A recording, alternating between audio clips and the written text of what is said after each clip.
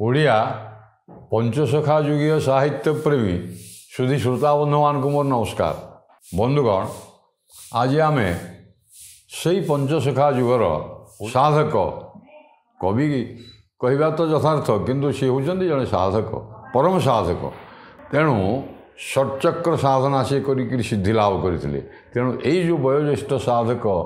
सिद्ध बलराम दास तांकर भाव समुद्र काव्य भाव समुद्र गीतिगुच्छ संपर्क में मु किछिटा आलोकपात करी। आसतु आज तद्विषय आ विशेष आलोचना नक से बलराम दासंकर 748 पद गीतिगुच्छ भाव समुद्र जो जगन्नाथ प्रेम तत्व जगन्नाथ भक्ति रे से निमज्जित हो जाते सब निमज्जित होकर रोते से भाव समुद्र कौन सब विषय वस्तु रचना कर संपर्क मुझे आपण सूचना देती। आसतु आओ विलंब न करी भाव समुद्रर परवर्ती कविता गुच्छर पदावली गुड़िक कौन से रचना कर संपर्क आलोचना करवा। तद्विषय मुझे सूचना दे दिए जे प्रथमे मुझे ये काव्यटी 748 पद बा गीतिगुच्छ जोटा कि ओडिया साहित्य रे प्रथम कहले ये गोटे सुंदर रचना करिवार जो अभिलाष बा से मनोनिवेश करथिले ये होची तांकर प्रथम प्रचेष्टा एवं अति सुंदर भाव रे ताकु से व्यक्त करिसेंदी। मु कहितली ये प्रत्येक पदरी 6 धाड़ी कविता रही एवं एथरे हरिहो रे आरंभ होईची पुणी पंचम पदरे हरिहो आरंभ होईची मझिरे नाथ शब्द तृतीय पादरे शब्द यही दि जाइए समग्र 748 पद से लिखिं। तेबे आज विषय वस्तु हूँ ये मु दशावतार तांकर प्रथम स्तोत्र जयदेव जो गीत गोविंद दशावतार रचना करते सुंदर भाव से वर्णना कर जगन्नाथंकर स्तुति बा मंगलाचरण से सेठी रखिंट एवं ता परवर्ती पर्यायर निजर जो अनुभूति बा निजर मनरे जो दुख जात होता ये प्रताप रुद्रदेव केमती रथरू निर्देश क्रमे से रथरू पंडा एवं सेवक माने केमती तड़ी देते जहाँफल मनरे कौन भाव जागृत होता एवं जो बाली बांकी महाण जाकरी जगन्नाथ को बाली रथरे आवाहन कर बाली रथरे जगन्नाथ जाई अच्छी कि नहीं रथ इे रथ टणा होता ना रथ टणा कि समय रथ टिके गड़ी से समय हठात रथ बंद हो जाए जो सब कथा भाव समुद्र अति सुंदर भाव से निजर आत्मानुभूति लिखिं आ संपर्क आलोचना करवा। एत व्यतीत मु टिके कही रखे जे निजर व्यक्तिगत अनुभूति की तो वर्णना करिसेंदी एवं राजा केमती तिरस्कार कर पंडा पढ़ियारी केमती तिरस्कार कर सी होती बेश्यासक्त इत्यादि इत्यादि तेरे तद्विषय में आलोचना करी। या छड़ा से भाव समुद्र रे केवल जे रथरू तड़ा खाई से विषयटी लिखिं। हाँ हृदय जो दुख गभीर दुख जात हो लिखिं एक कथा नुहे ता सांगे अनेक कथा यथा रामायण पुराण महाभारत इत्यादि विषय को मध्य भागवत प्रभृति उदाहरण आणिक पौराणिक उपाख्यान गुड़िक सुंदर सुंदर भाव से सबूर मूल होती जगन्नाथ जगन्नाथ तत्व को प्रचार एवं प्रसार करने महत् लक्ष्य। इतने श्रीराधा एवं चंद्रसेना वृंदावती एवं गज उदाहरणकारी हिरण्यक विनाशन रुक्मिणी हरणकारी अजामिल उद्धारक दशरथात्मज रामचंद्रंकर कथा लक्ष्मण सीता प्रभृतिंकर जन्म एवं रावण वध इत्यादि विषय विभीषणर से किमती शरण रक्षक होते एवं द्वारकाधिपति समय कौन करते इत्यादि इत्यादि अनेक पौराणिक उपाख्यान को सुंदर भाव में जोड़िकी प्रभु जगन्नाथंकर एकमात्र लक्ष्य हूँ प्रभु जगन्नाथंकर महिमा कीर्तन। मु तद्विषय आलोचना करूनी। आसतु कौन परवर्ती पर्यायर आज भाव समुद्र पदावली कौन विषय से आलोचना कर शुणा। हरि हो नंदी घोष रथ देलु नंदी घोष रथु देलु घौड़ी केउटारिब तो रथ दौड़ी नंदी घोष रथु ଦେଲୁ ଘଉଡ଼ି କେଉଟାରିବ ତୋ ରଥ ଦଉଡ଼ି ନାଥ ତୁ ମୋତେ ନେଲେ ସିନା ଯିବୁ ନାଥ ତୁ ମୋତେ ନେଲେ ସିନା ଯିବୁ ନୋହିଲେ ସେଠାରେ ରହିତ ଥିବୁ ନୋହିଲେ ସେହିଠାରେ ରହିଥିବୁ ହରି ହୋ ଧରିଛି ଚିତେ ମୁଁ ଆହା ଧରିଛି ଚିତେ ମୁଁ ଯିବୁ କେମନ୍ତେ ଦାସ ବଳରାମ ଭରସି ତୁତେ ହରି ହୋ ଯିବୁ କେମନ୍ତେ। ଦେଖନ୍ତୁ ଗୋଟିଏ 6ଟି ଧାଡ଼ିରେ କେଡ଼େ ସୁନ୍ଦର ଭାବରେ ଭାବାବେଗରେ ହୃଦୟରୁ ବାହାରୁଛୁ ନା ଏଇ ଯେଉଁ ଅପମାନ ଅଭିମାନ ଆତ୍ମାଭିମାନ ଅପମାନ ତିରସ୍କାର ଏବଂ ରଥକୁ ଚଢ଼ୁଥିବା ସମୟରେ ତାଙ୍କୁ ଯେଉଁ ବାହାର କରିଦେଇଛନ୍ତି ଗଭୀର ଆଘାତ ଲାଗିଛି। ତେଣୁ କବି କହୁଛନ୍ତି ବଳରାମ ଦାସ କହୁଛନ୍ତି ଯେ ନନ୍ଦିଘୋଷ ରଥ ଜଗନ୍ନାଥଙ୍କର ହେଉଛି ନନ୍ଦିଘୋଷ ରଥ ନନ୍ଦିଘୋଷ ରଥରୁ ତୁ ମୋତେ ଘଉଡ଼ି ଦେଲୁ। ଆରେ ମୁଁ ତୋର ଏଡ଼େ ଭକ୍ତ ମୁଁ ତୋର ମୋର ଆତ୍ମାକୁ ମୋର ଜୀବନକୁ କାୟ ମନୋବାକ୍ୟରେ ମୁଁ ସମର୍ପଣ କରିଦେଇଛି ତଥାପି ମୋ ପ୍ରତି ତୋର ଏ ଅବିଚାର କାହିଁକି ହେଲା? ମୁଁ ତ କିଛି ଦୋଷ କରିନି ଆଉ ତୋତେ ଯାଇକରି ଟିକେ ଦର୍ଶନ କରିବି ଏବଂ ଟିକେ ଆଲିଙ୍ଗନ କରିବି ଅଥଚ ତୁ ମୋତେ ଏଇଭଳି ଦଣ୍ଡ ଏତେ ବଡ଼ ଦଣ୍ଡ ଦେଲୁ। ତେଣୁ ନନ୍ଦିଘୋଷ ରଥ ଦେଲୁ ଦଉଡ଼ି ଘଉଡ଼ି କିଏ ଉଟାରିବ? ତାହେଲେ ତୋ ରଥ ଦଉଡ଼ି ଆଉ କିଏ ଧରିବ? ଆଉ ରଥ ଦଉଡ଼ି ମୁଁ ଟିକେ ଦର୍ଶନ କରିଥାନ୍ତି ରଥାରୂଢ଼ ହୋଇକରି ତୋତେ ଦର୍ଶନ କରିଥାନ୍ତି ପୂର୍ଣ୍ଣ ପ୍ରାଣରେ ଟିକେ ମୁଁ ସମର୍ପିତ ହୋଇଥାନ୍ତି ଏବଂ ରଥ ଦଉଡ଼ି ଟିକେ ଟାଣିଥାନ୍ତି। ଆଜି ଆଉ ଆଷାଢ଼ ଦ୍ୱିତୀୟା ତିଥି ନନ୍ଦିଘୋଷ ରଥ ବର୍ଷକେ ଥରେ ଆଉ ସେ ସୁଯୋଗ ମୋତେ ମୁଁ ସେଥିରୁ ମଧ୍ୟ ବଞ୍ଚିତ ହେଲି। ଇଆଡ଼େ ଅପମାନ ଏସବୁ ଭାବନାରେ ସେ ମଜି ଯାଇକରି ପ୍ରଭୁଙ୍କୁ ଡାକୁଛନ୍ତି ନା ନାଥ ତୁ ମୋତେ ନେଲେ ସିନା ଯିବୁ। ଆରେ ମୋତେ ଯଦି ନ ନେବୁ ମୁଁ ଯଦି ତଡ଼ା ଖାଇକରି କୁଆଡ଼େ ଯାଇକରି ରଥଯାତ୍ରା ସମୟରେ ମୁଁ ଯଦି ଅନ୍ୟତ୍ର କେଉଁଠି ରଜାତ ନିର୍ଦ୍ଦେଶ ଦେଲେ ନା ତାକୁ ବାହାର କରିଦେବ ଏବଂ ଧକ୍କା ମାରିକିରି ତାହେଲେ ମୁଁ ଯଦି ନଥିବି ତାହେଲେ ମୋତେ ନ ଦେଇ ରଥ ତୋର ଉଟାରିବ। ସତେ ଯେମିତି ସେ ଭାବୁଛନ୍ତି ତୋ ରଥ ଦଉଡ଼ି ହିଁ ମୁଁ ଲକ୍ଷ ଲକ୍ଷ ଲୋକ ଟାଣୁଛନ୍ତି ସେ କହୁଛନ୍ତି ତୋ ରଥ ଦଉଡ଼ି ମୋ ବିନା ଅଚଳ ହେଇଯିବ ତୋ ରଥ ଗଡ଼ିବା ଅଚଳ ହେଇଯିବ ଧରିଚିରେ ଚିତ୍ତେ ତୁ ଯିବୁ କେମନ୍ତେ। ଆଉ ତାହେଲେ ତୁ ମୁଁ ତ ତୋତେ ଚିତ୍ତରେ ରଖିଛି ନା ମୋର ହୃଦୟରେ ମୋର ଅନ୍ତରରେ ରଖିଛି ତେଣୁ ତୁ ବଡ଼ଦାଣ୍ଡରେ କେମିତି ଯିବୁ? ମୋ ବିନା ତୁ ଯାଇପାରିବୁ ନାହିଁ ପାଦେ ଅଗ୍ରସର ହେଇପାରିବୁନି। ଦେଖନ୍ତୁ କେଡ଼େ ଦୃଢ଼ ବିଶ୍ୱାସ ଦାସ ବଳରାମ ଭର୍ତ୍ତ ଏ ଭରସା ମୋର ଅଛି। କବି ଆଉ କ'ଣ କହୁଛନ୍ତି? ହରି ହୋ ତୋ ଛଡ଼ା ମାଳେ ହୁଅନ୍ତି ରାଜା ତୋ ଭୃତ୍ୟକୁ ତାର ଏଡ଼େ ତରି ଯା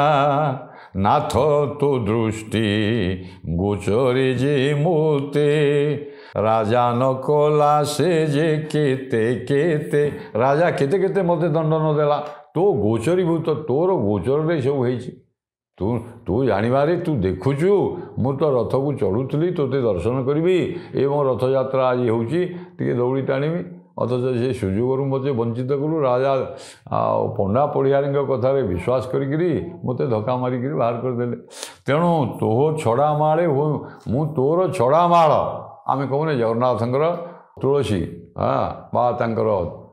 ଧଣ୍ଡାମାଳ ସବୁ ଲୋକ ଆଜ୍ଞା ନେଇଯାଉଛନ୍ତି। ଭକ୍ତମାନେ ଯେଉଁମାନେ ଆସୁଛନ୍ତି ଆପଣ ଦେଖିବେ ସମଗ୍ର ବିଶ୍ୱରୁ ଯେଉଁ ଭକ୍ତମାନେ ସବୁ ଆସୁଛନ୍ତି ପ୍ରଭୁଙ୍କର ମହାପ୍ରସାଦ ଖାଉଛନ୍ତି କୈବଲ୍ୟ କଣିକାଏ ନେଉଛନ୍ତି ଏବଂ ଧଣ୍ଡାମାଳ ବାସି ହେଇଥିବା ଫିଙ୍ଗା ହେଇଯାଇଥିବା ଛଡ଼ା ଫୁଲମାଳକୁ ମଧ୍ୟ ନେଉଛନ୍ତି ଛଡ଼ା ତୁଳସୀ ମଧ୍ୟ ନେଉଛନ୍ତି ପାଦୁଦକ ପାନ କରୁଛନ୍ତି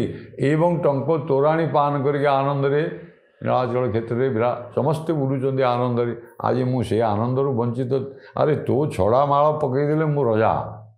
ଏଇଭଳିଆ ମୋର ମନରେ ଗର୍ବ ଆସେ। ତୋ ଭୃତ୍ୟକୁ ତାର ଏଡ଼େ ତରିଯା ତୋ ଭୃତ୍ୟ ଆଉ ତୋ ଜଗନ୍ନାଥଙ୍କର ସେବକ ହେଉଛି ମୁଁ ହେଉଛି ଭୃତ୍ୟ ଚାକର ଅଥଚ ଜଗନ୍ନାଥଙ୍କର ଯିଏ ସେବକ ବା ପରିକର ଚାକର ତାକୁ ରାଜା ଏଇଭଳି ମଧ୍ୟ କହିପାରନ୍ତି। ଆରେ ଯିଏ ଜଗନ୍ନାଥଙ୍କର ଭକ୍ତ ଯିଏ ସମର୍ପିତ ହୋଇଛି ସିଏ ମୁଁ ତୋର କିଣା ଚାକର ଅଥଚ ମୋତେ ଏଇଭଳି ଦଣ୍ଡ ଦିଆହେଉଛି ଏବଂ ନାଥ ତୋ ଦୃଷ୍ଟିଗୋଚରରେ ଫେରେ ଏବଂ ତୁ ଦେଖୁଛୁ ଏଇଭଳିଆ ମୋତେ କିଭଳି ଅପମାନ ଦେଇକରି धकिया मारिकी बाहर करदे गला धक्का देकरी राजा नकला जे केते राजा केते केते नकला अन्य कथारे विश्वास करी मु आगु सूचना दी आज्ञा कहीं सी जमुना बाई नामक गोटे बेश्या घर आज्ञा आसी सद्य बोली पंडा मैंने बाहर करदे अरे सी यमुना बाई किए सी किभली सी जगन्नाथ भक्त आउ बलराम दास ताकू कौन किभली मंत्र दियंती ये विषय कहीं आलोचना करूना साधारण भाव में कथा जाऊँगी अरे सीटा बेश्या शक्त ये यमुना बाई घर बेश्या घर ये आसी गाधेनी पाधेनी किसी ना बाहर कर दिए ये कथार विश्वास तू कलु ये कथा करी मत बाहर कर देचु तेल मुझे तते चित्तरे हे प्रभु हाँ हे नीलाद्रीनाथ हे नीलाचल बिहारी मुझे तते अंतर मोर चित्तरे धारण करी तू आज जीवु केमी बड़दाण्ड रथ गड़ब केमी देखा परवर्ती पर्यायर कौन कहते देखु हाबड़ा मारी जे देला घौड़ी हाबड़ा मारी जे देला घौड़ी बलरामर जे भांगिला थोड़ी अरे मो थोड़ी ये कह अरे हाबड़ा मारिक अर्थात धक्या मारिक गला धक्का देकर मत विदाय करदे मु पड़गली तो आगे ये सब घटी तोर दृष्टि गोचर तो सामने घटी आ मु मोर थोड़ी केमती मुँह फाटी जाइए देख कवि प्रभु को दुख जनाऊँ एवं तापर कवि कौन कहते आसतु शुणा हरि हो बाली रे त्रिरथ करिछि मोहि संतोषे विजय कर गोसाई हरि हो बाली रे त्रिरथ करिछि मोहि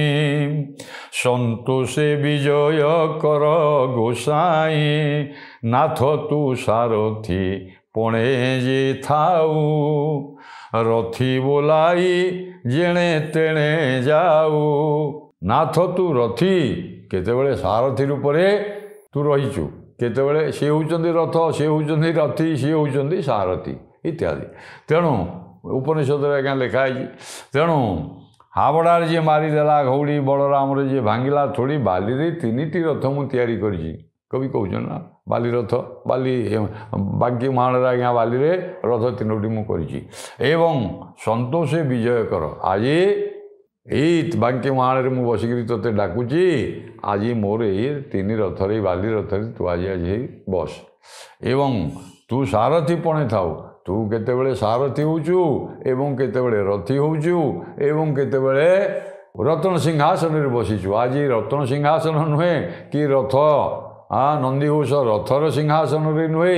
आज मो बाली रथरे विजय हो रथी बोलाई जे जेणे तेणे जाऊ इत्यादि कवि कहिचंदी अपाणी पादो जवनो ग्रहीता पश्यत्य चक्षु शृणोत्य कर्ण श्वेता श्वेत उपनिषद रे आज्ञा कह जाय प्रभु मुहूर्त करे पलक पड़ा मात्र जे चतुर्दश ब्रह्मांड बुलिकी आसती सी कौन मो अंतर अच्छा जानूना आज बाली रथरे बजे एणे तेणे जाऊ तू रथी होकर अथच हाथ गोड़ ना नहीं कि एवं अपाणी पाद जार हाथ ना पाद गोड़ ना अथच पश्च अपाणी पाद यवनो ग्रहीता हाथ ना सब नहीं जापे मुहूर्त करे एवं पाद ना चतुर्दश ब्रह्मांड बुली आसीपे ये जो प्रभु रथी आज तुम्हें बाली रथरे मोर विजय हो एवं पुणी कवि कौन कहते हाथ के बाग आर हाथे छाट दास बड़ रामर तुही आंट हरि हो हाथ के बाग आर हाथ रे छाट धरीचु नहीं ये नंदीघोष रथ जमी चले आप देखिए सारथी चारोटी घोड़ा हिस्से लगी सारथी अच्छा से रथ दौड़ी सब धरी तू आज तू केतेबेले सारथी केतेबेले रथ केतेबेले गोटे छाट धरीचु एवं केतेबेले बाघ धरीचु अश्वमान को चलवाई बाघ डोर बलराम दशर यही जो प्रभुंकर वेश बा यही जो प्रभु जगन्नाथ आज तुम्हें हूँ मोर आंट मोर एकमात्र दंभ मते तुम आगे राजा प्रताप रुद्र देव जो अपमान देती आ तू ये सबू देखीचु तू जहाँ करू प्रभु आओ एवं पुणी कवि कौन कहते देखु पांडवे तोहर बड़ सोदर हरि हो पांडवे तोहर बड़ सोदर तोते बुड़ाई माइले ह्रदर नाथ तू से जड़े ବୁଢ଼ୀ ନମଲୁ ନୀଳକନ୍ଦରରେ ଦାରୁ ହୋଇଲୁ ନାଥ ତୁ ସେ ଜଳେ ବୁଢ଼ୀ ନମଲୁ ନୀଳକନ୍ଦରରେ ଦାରୁ ହୋଇଲୁ ହରି ହୋ ସେ ଜଳେ ଯେବେ ବୁଢ଼ୀ ମରିଥାନ୍ତୁ ବଳିଆର ଦୁଃଖ କିମ୍ପା ଦେଖନ୍ତୁ। ଦେଖନ୍ତୁ କେଡ଼େ ସୁନ୍ଦର ସରଳ ଆରେ ଏଇଭଳି ଭାବ ନଥିଲେ ଆଜ୍ଞା, ଭକ୍ତି ନଥିଲେ, ସମର୍ପଣ ଭାବ ନଥିଲେ, ଆତ୍ମା କାୟ ମନ ବାକ୍ୟରେ ସମର୍ପିତ ଭାବ ନଥିଲେ। ଯେମିତି ଦ୍ୱାରକା ଦୀପ ଶ୍ରୀକୃଷ୍ଣଙ୍କ ପାଖରେ ରାଧା ଏମିତି ସମର୍ପିତ ହୋଇଯାଇଥିଲେ, ଯେଉଁଟାକୁ ଭାଗବତରେ ନବଧା ଭକ୍ତିର ଶ୍ରେଷ୍ଠ ଭକ୍ତି, ଶେଷ ଭକ୍ତି କ'ଣ ନା ସମର୍ପଣ ଭାବଟା, ଆତ୍ମା ସମର୍ପଣ। ତେଣୁ ଏଇ ଯେଉଁ ଭାବଟା ଜଗନ୍ନାଥ ବଳରାମ ଦାସଙ୍କର ଆସିଛି, ଭାବ ସମୁଦ୍ର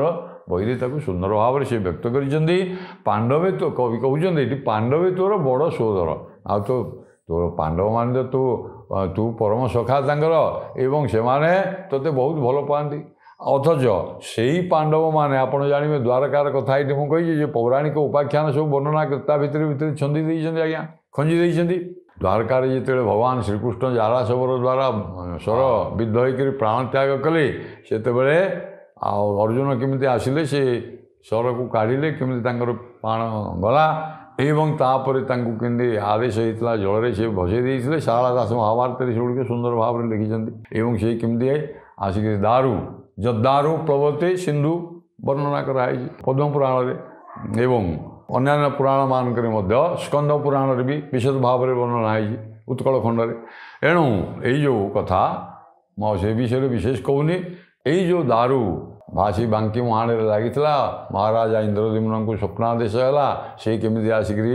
ପୁରୀରେ ପହଞ୍ଚିଥିଲେ ଏବଂ ହୋମ ଯଜ୍ଞ କରି ସେ ଦାରୁକୁ କେମିତି ବିଶ୍ୱକର୍ମା ତିଆରି କଲେ ଇତ୍ୟାଦି ଇତ୍ୟାଦି ବିଷୟ ଯେଉଁ ଅଛି ସେଇ କଥାଟା ସେଇଠି ବର୍ଣ୍ଣନା କରୁଛନ୍ତି। ପାଣ୍ଡବମାନେ ତ ତୋତେ ବସେଇ ଦେଇଥିଲେ ନେଇ ହ୍ରଦରେ, ସେ ଯଦି ହ୍ରଦରେ ଯଦି ବୁଡ଼ିକିରି ମରିଥାନ୍ତୁ, ଯଦି ଏ ହ୍ରଦରେ ବୁଡ଼ିକିରି ତୁ ଭାସିଲୁ ଦାରୁ ରୂପରେ, ଯଦି ବୁଡ଼ି ମରିଥାନ୍ତୁ ତାହେଲେ ବଳିଆ ଦାସର ଏଇ ଦୁଃଖ ଦେଖିଥାନ୍ତି। ଦେଖନ୍ତୁ କେଡ଼େ ଅଭିମାନ ପ୍ରଭୁଙ୍କ ଉପରେ କେଡ଼େ ଅଭିମାନ। ଆଉ ତୁ ଯଦି ବୁଡ଼ିକି ମରିଯାଇଥାନ୍ତୁ ତାହେଲେ ଆଉ ନୀଳକନ୍ଦରରେ ଦାରୁ ହୋଇକରି ବସିଛୁ, ଆଜି ତ ରଥଯାତ୍ରା ହେଉଛି, ଅଥଚ ମୋତେ ସେତେବେଳେ ମରିଯାଇଥିଲେ ତ ମୋ ବଳିଆ ଦାସର ଆଉ ଦୁଃଖ ଦେଖିଥାନ୍ତୁ କି? ଆଉ ଯଦି ଦୁଃଖ ଦେଖିକିରି ମୋର ଦୁଃଖକୁ ଦୂର କରିପାରୁନୁ ତାହେଲେ ଆଉ ତୁ କ'ଣ ନୀଳକନ୍ଦରରେ ବସିଛୁ? ପ୍ରଭୁ ଏକଥା ତୁ ଜାଣିବୁ। ପୁଣି କ'ଣ କହୁଛନ୍ତି? ସେ ଜଳେ ଯେବେ ବୁଡ଼ି ମରିଥାନ୍ତୁ ବଳିଆର ଦୁଃଖ କିମ୍ପା ଦେଖନ୍ତୁ। ଏ ଦୁଃଖ ଦେଖନ୍ତୁ କ'ଣ ଦେଖିବାକୁ ବୋଧେ ଆଉ ତୁ ବୁଡ଼ି ମରିନୁ ଆଉ ଦାରୁ ରୂପରେ ଇତ୍ୟାଦି ଲୀଳା, ଆଉ ପ୍ରଭୁଙ୍କର ଲୀଳାକୁ ବର୍ଣ୍ଣନା କରୁଛନ୍ତି, ତାଙ୍କର ମହିମା କୀର୍ତ୍ତନ କରୁଛନ୍ତି। ନିଜର ସମର୍ପିତ ଭାବ ଦୁଃଖ ହେଇଛି, ଭାଙ୍ଗି ପଡ଼ିଛନ୍ତି, ତଥାପି ପ୍ରଭୁଙ୍କର ମହିମା କୀର୍ତ୍ତନ ଚାଲିଛି ଆଜ୍ଞା। ଯେଉଁ ନିନ୍ଦାସ୍ଥଳରେ ବ୍ୟାଜସ୍ତୁତି ଯେଉଁ କୁହାଯାଏ, ନିନ୍ଦାଛଳରେ ସ୍ତୁତି ବ୍ୟାଜସ୍ତୁତି। ଆଉ କବି କ'ଣ କହୁଛନ୍ତି? ହରି ହୋ ଅବିବେକ ଭୁଜି ଦନା ସାଉଁଟି ନାରଦ ନେଉ ଦେଖିଲେ ଧୂର୍ଯ୍ୟଟି ହରି ହୋ ହରି ତୋ ନିର୍ମାଲ୍ୟ ବୋଲି ଭଖିଲେ ଏକାଦଶୀରେ ଯେ ଉମା ବୋଇଲେ ହରି ହୋ ହର ବୋଇଲେ ଏହି ପାଇଁ ବ୍ରତ ବଳରାମ ଦାସ ତେଣୁ ଏଣୁ ପବିତ୍ର। କେଡ଼େ ସୁନ୍ଦର କଥା କହିଦେଲେ। ଆରେ ଆହୁରି କ'ଣ ତୋର ନା ଯେ ନାରଦ ମୁନି ଯେତେବେଳେ ମର୍ତ୍ତ୍ୟକୁ ଆସିଛନ୍ତି ସେ କଥାଟି କହୁଛନ୍ତି ପୁରାଣର କଥା। ଆଉ ସେ ଭୋଜି ଯେଉଁ ଅର୍ଥାତ୍ ମହାପ୍ରସାଦ ଭୋଜି ହେଉଥିଲା ସେ ଦନାରେ ଯେଉଁ ଲୋକମାନେ ଖାଇଥିଲେ ସେ ଅଇଁଠା ଉଚ୍ଛିଷ୍ଟ। ଆରେ ମହାପ୍ରସାଦକୁ କେଉଁ ଉଚ୍ଛିଷ୍ଟ କୁହାଯାଏନି, ତେବେ ତାକୁ ସାଉଁଟି ଆଣିକିରି ପରମାନନ୍ଦରେ ନାରଦ ନେଉ ଖାଇଛନ୍ତି ଏବଂ ତାକୁ ନେଇକରି ଗୋଟିଏ ଧରିକିରି ଗଲାବେଳେ ଧୂର୍ଯ୍ୟଟି ଯେ ମହାଦେବ ତାକୁ ଦେଖିଛନ୍ତି, ମହାଦେବ ମଧ୍ୟ ସେ ମହାପ୍ରସାଦ କଣିକାଏ ପାଇଛନ୍ତି ଏବଂ ହରି ତୋ ନିର୍ମାଲ୍ୟ ବୋଲି ଭଖିଲେ ଧୂର୍ଯ୍ୟଟି ମହାଦେବ। ଏବଂ ଏକାଦଶୀରେ ଯେ ଉମା ଏକାଦଶୀ ପାରାୟଣ କରିଛନ୍ତି ପ୍ରଥମେ ଉମା ମଧ୍ୟ ପାର୍ବତୀ। ଏଇଭଳି ଯେଉଁ ପବିତ୍ର କ୍ଷେତ୍ର ନୀଳାଚଳ କ୍ଷେତ୍ର ସେଠି ତୋର ଆସ୍ଥାନ ରତ୍ନ ସିଂହାସନରେ ଏବଂ ତୋର ଭୋଗ ହେଉଛି ବଡ଼ ଦେଉଳ ବା ବଡ଼ ପଣ୍ଡା ବଡ଼ ଠାକୁର ବଡ଼ ଭୋଗ ବା ମହାପ୍ରସାଦ ସବୁ ବଡ଼ ତୋର। ଆକୁ ନାରଦ ଖାଇଛନ୍ତି ଧୂର୍ଯ୍ୟଟି ଏବଂ ଉମା ମଧ୍ୟ ତାକୁ ପ୍ରସାଦ ରୂପରେ कैवल्य कणिका पान खाइबा प्रभु जगन्नाथंकर हूँ सबुठारु पवित्र से बलराम दास साधक सिद्ध हाँ पंचसखा जुगर वयोज्येष्ठ साधक बलराम दास पवित्र हो जाइए एक कथा कहते इे गाड़ी दौरान हाँ इे कहते आ तोर महाप्रसाद अन्न खाई मु पवित्र मो देह पवित्र हो जाइए आत्मा पवित्र हो जाइए अर्थात मोर हृदय कलमसभा किड़विष किसी ना कणिकाए महाप्रसाद मु खाऊँ इत्यादि मु पाऊँच खाई बोली तो कहवानी महाप्रसाद पाइबा अच्छा हरिहु गरुड़ पिठी विजे लंका को संगे थाई गर्व कली मन को नाथ मु खसी पड़ा रे गरुड़ पिठी लंका गरुड़ पिठी लंका को विजय करी तो सांगे जाइली मात्र मु पड़गली सिंधु जल पौराणिक उपाख्यान आज्ञा नाथ मु खसी पड़ी सिंधुर हरि जे आस बोइल अथच तुम्हें डाकिदेल मु सिंधुरे समुद्र पड़गला आज्ञा जलचर जीव कुम्भीर मगर बुलूँ मत खाई था कि तुम्हें रक्षा कर तुह बोइले नबुड़े पथर दास बलिया को रख अरे मुझे सिंधुरे पड़गली आ तो एड़े बड़ प्रभु थाऊ थाऊ हाँ रामावतार कथा कहते त्रेता युगर कथा ये तो बोलरे हाँ राम नाम जप कले आपण देखिए जो विश्वकर्मा पुत्र नल पथर सबू छुई दिखती आज्ञा तांकटी से दक्षता थिला पथर गुड़िक भाषे अर्थात ये प्रकृत में नल छुँले ना राम नाम रही कथा अच्छी अरे पथर छुईदेले से गुड़िक सेतु बंध होगला एड़े बड़ विराट बंध होगला तेणु तो तुह बोइले नबुड़े पथर तू जदि कहीदेलु ताले पथरटा नबुड़ा मु बुड़ीजी कि तेणु मु उद्धार पाई जाइली हाँ हरिजी आस बोइल सधीर आस बोली कहबारू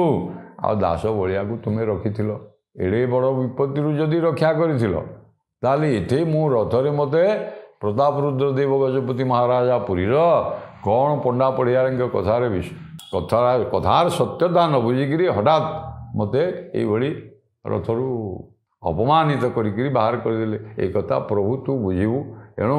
बलराम दास एक कथा कही कांदुचंदी आज्ञा इे अंतर भगवान कथा इे आखिर अश्रु झरी जाऊँगी झरणा भली अश्रु बही जाऊँगी बाली रथ बांकी महान रे बसी प्रभु को डाकुंट आज रथ यात्रा बंद तो रथ गढ़ा बंद बाली रथ विजयी हो यहीपरि भाव रे भाव समुद्र रे ता नाटी है भाव समुद्र से भाई भाव परम परमानंद आनंदर भाव ये सब विहलित भाव प्रभु को पाइबा हेले प्रभु को से भाव रे निमज्जित हेले भाव समुद्र रे बुड़ी रहिले अगाध समुद्र रे भाव भावना रे बुड़ी रही जाए भगवान मिले तेणु आसतु या परवर्ती पर्याय रे कौन कवि पुणी बलराम दास कहते आई भाव समुद्र गीतिगुच्छ परवर्ती सुविधा वर्णना करवा नमस्कार।